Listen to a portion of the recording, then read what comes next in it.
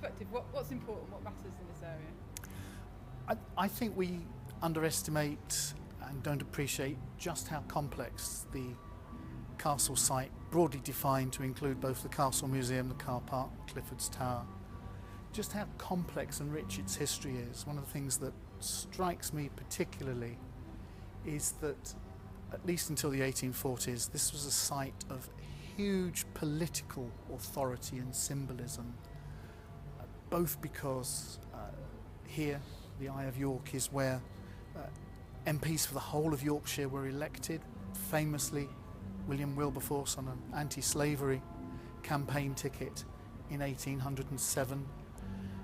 Because of that political association, it's a place of pilgrimage and demonstration, for example, by those agitating for improvements to factory working conditions in 1834.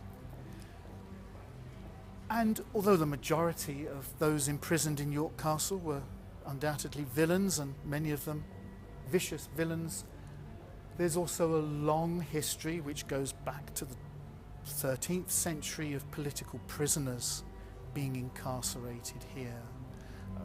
Rebels from Wales moved to what must have seemed to them like the other side of the world to be imprisoned here in the 13th century.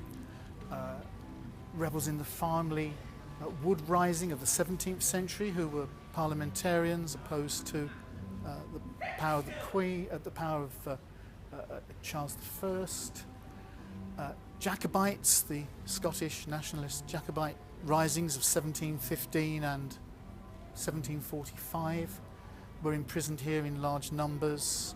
1746, I think it is, 20 odd of them are taken out and hanged, drawn and quartered on the Knavesmire and brought back and buried here. 20 mutilated skeletons, I understand, were found in the 1860s by workers digging a drain somewhere on this site, which were presumed to date from there. So Henry Hunt, the leaders of the Peterloo demonstration of 1819, famous event in Manchester, which marks one of the highest number of casualties in any civic disturbance in modern British history. They were tried in the courts behind the Eye of York here in 1820, and then key figures in what essentially was Britain's civil rights movement, the Chartist movement, were imprisoned here in the early 1840s. Two, in fact, died here in very tragic circumstances. One who didn't die, and was very carefully nurtured and monitored by the Home Office to make sure that he didn't die, was the key figure, the great leader of the Chartist movement, Fergus O'Connor.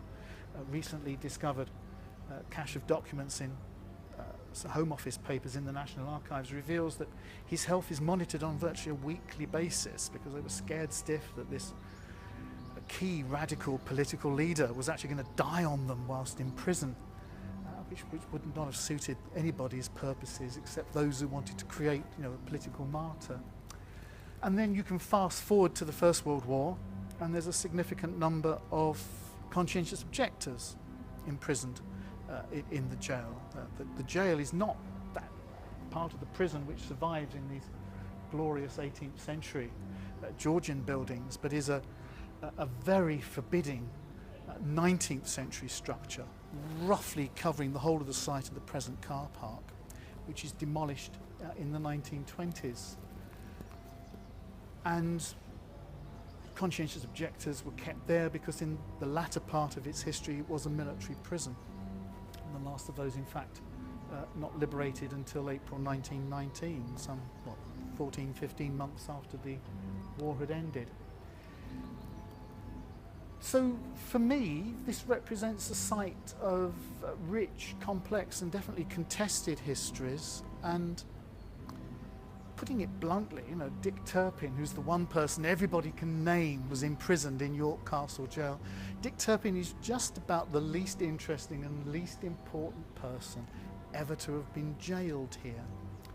And for all those reasons, I would like to see whatever happens to this site and its interpretation make a nod, more than a nod, to this rich and complex history.